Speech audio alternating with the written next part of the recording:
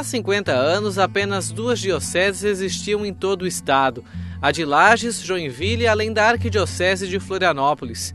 Esta última era responsável por toda a região, que ia desde a capital até o extremo sul de Santa Catarina. Dom Joaquim Domingues de Oliveira era arcebispo na época. Com as dificuldades de locomoção, as visitas até Tubarão eram muito difíceis. Aqui no sul, ele costumava vir de 5 em 5 anos. E vinha por essas estradas ali do Morro de Anitápolis. Não havia a Federal, a BR-101, nem sombra, nem pensamento, nem sonho. Não havia isso. Mas ele vinha lá por cima e vinha descendo, chegava na região de Laguna, chegava na região de Tubarão, ia depois pela região de Uruçanga, subia para Criciúma, ia para Araranguá, naquela região toda. Enfim, ele palmilhava tudo isso. Com uma área de atuação tão grande, foi preciso desmembrar a atuação da arquidiocese. Com isso, Dom Joaquim Domingues deveria escolher qual seria a cidade que receberia a terceira diocese do estado. Ele viu que sozinho não dava de suportar tudo. Era muito trabalho e era sozinho. Precisava mais um bispo, precisava mais alguém que ajudasse. E isso ele criou. Vamos criar uma diocese no sul.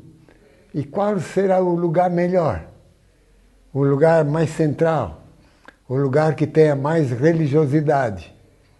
Ele começou a olhar pela história que ele sabia, pelas caminhadas que ele fazia, ele disse, é Tubarão.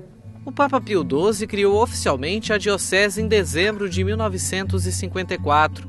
Desde então, uma comissão liderada por Monsenhor Bernardo Peters, que também foi nomeado vigário-geral, foi criada para organizar a fundação da diocese, que foi instalada oficialmente em agosto do ano seguinte, com a nomeação do primeiro bispo, Dom Anselmo Pietrula. No dia 15 de agosto de 1955 foi um dia marcante. Na véspera, o bispo Dom Anselmo saiu lá de Campina Grande e veio guiando o carrinho dele, pessoalmente. Veio guiando e quando chegou ali em Gravatal, aí ele foi tomado de emoção. Porque ele vinha dirigindo o carrinho dele e começou a notar que de Gravatal até Tubarão, a estrada estava toda enfeitada. As estradas tinham flores, na frente das casas havia oratórios, e ele viu que religiosidade profunda tem esse povo. E disse que chorava de emoção. Dirigindo o carro, as lágrimas correram. Ao chegar na Cidade Azul, Dom Anselmo Pietrula foi aclamado pela população, que dava boas-vindas ao primeiro bispo do sul de Santa Catarina. Nós tínhamos um grande orador, que era o Monsenhor Neves Marques. Ele foi o encarregado de fazer a recepção e fazer a pregação. Na hora da pregação, dá uma ventania. Desarmou o tempo, deu uma ventania, virou algumas bandeiras, alguns enfeites, começou a pegar fogo aqui naquele pano, né? Nós, os padres que estávamos ali, abafamos. O Monsenhor Neves Marques disse que esse é o fogo do Espírito Santo, que vai iluminar o nosso novo bispo. Padre Raimundo, mais tarde, foi nomeado pároco da Catedral Diocesana Nossa Senhora da Piedade. Ele também foi um dos responsáveis pela construção do novo prédio da Catedral, construído ao lado da antiga e que levou 6 anos até ficar pronto. Com o apoio de toda a comunidade, a nova catedral foi inaugurada em dezembro de 1971. Cada paróquia da diocese começou a colaborar também um pouquinho. Já era uma entrada boa. Depois, cada família aqui da cidade, no comércio, era visitada. cada família se comprometia. Eu dou 50, eu dou 100. Naquele tempo era dinheiro, né? Era dinheiro. E a gente foi somando, deu para pagar a mão de obra de cada mês e deu para pagar o material que a gente comprava. Ganhamos muita coisa de graça. Toda a pedra que se usou no concreto foi dada de graça. Sabe quem é que deu? A Estrada de Ferro Dona Teresa Cristina.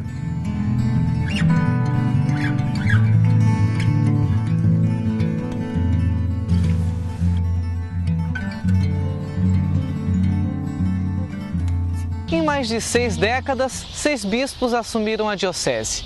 Dom Osório Beber foi o segundo bispo. Ele assumiu em 1984 e deixou a Cidade Azul em 1992. Dom Hilário Moser também foi nomeado bispo pelo Papa João Paulo II. Por problemas de saúde, teve a renúncia aceita em 2004. Ainda na gestão de João Paulo II, a Diocese de Tubarão teve o 4º bispo nomeado. Dom Jacinto Bergman assumiu em 2004 e ficou no cargo até 2009. Meses depois, o Papa Bento XVI nomeou Dom Wilson Tadeu Jonck, que permaneceu na Diocese até 2011, após ser nomeado arcebispo de Florianópolis. O 6º bispo, Dom João Francisco Salmo, foi ordenado em novembro de 2012 e, em seguida, assumiu a titularidade da Diocese da Cidade Azul. Numa das primeiras reuniões de pastoral que fizemos, apresentou-se a questão do seminário. Recordo que o Padre Nandi, naquela ocasião, tinha feito uma gravação mostrando a situação muito ruim do seminário, chovendo dentro, muito estragado. Aquilo motivou ainda mais a tomar a decisão. Vamos reformá-lo ou não vamos? Vamos. Então, dali partiu-se para começar a reforma. Mesmo com a instalação da Diocese na Cidade Azul, o local de atuação dela ainda era muito amplo. Desde Imbituba até o extremo sul, abrangendo mais de 40 municípios, e assim ficava difícil para o bispo visitar todas as paróquias. Por isso, em 1998, os católicos do sul do estado presenciaram outro marco importante, a criação da Diocese de Criciúma.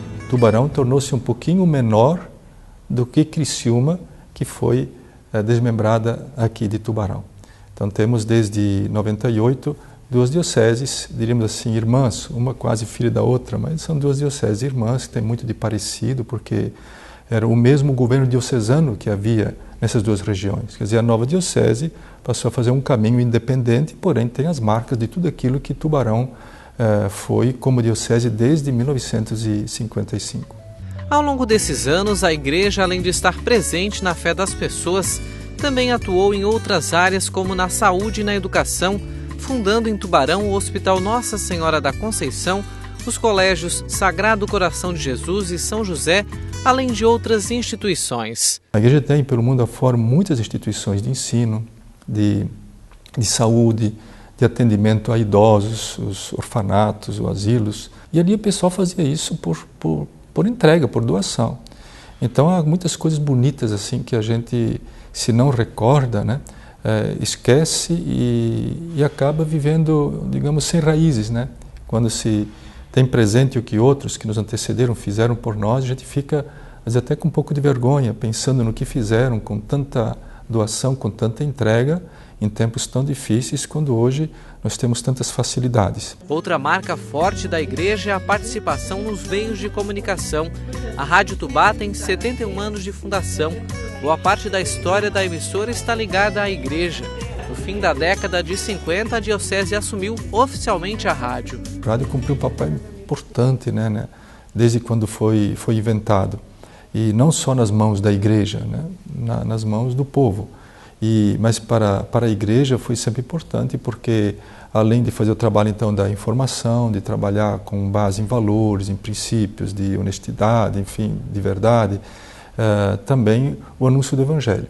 Então, as rádios nas mãos da Igreja ou de instituições de orientação católica, além de serem comerciais, porque tinham que se manter, elas procuravam, e procuram, como é hoje ainda, poder tirar o maior tempo possível para evangelizar, de muitas formas. Sempre com foco na evangelização, a Igreja busca inovar.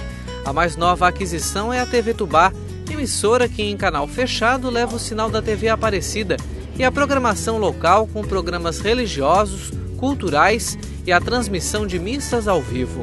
Mesmo que ela seja uma TV só de TV a cabo e que nós ainda não consigamos desenvolver uma programação nossa, já tem, mas ainda muito elementar, ainda pouco, diríamos assim, em relação ao tempo que se tem, mas ela é uma riqueza, é difícil, são raros, eu não sei dizer qual é a diocese agora por perto que tem uma TV assim. Para o futuro, a Igreja planeja estar ainda mais próxima dos cristãos, buscando nas novas tecnologias e nos novos hábitos formas de levar a palavra de Deus, continuando assim o verdadeiro sentido da instituição, a evangelização. Jesus disse que pode passar o céu e a terra, mas não passará daquilo que ele falou. Então o Evangelho tem um valor perene, porém ele tem que ser enculturado, ele tem que ser vivido de forma atual. A gente não pode ferir a verdade do Evangelho, mas a gente precisa torná-lo compreensível, tem que vesti-lo ou revesti-lo daquilo que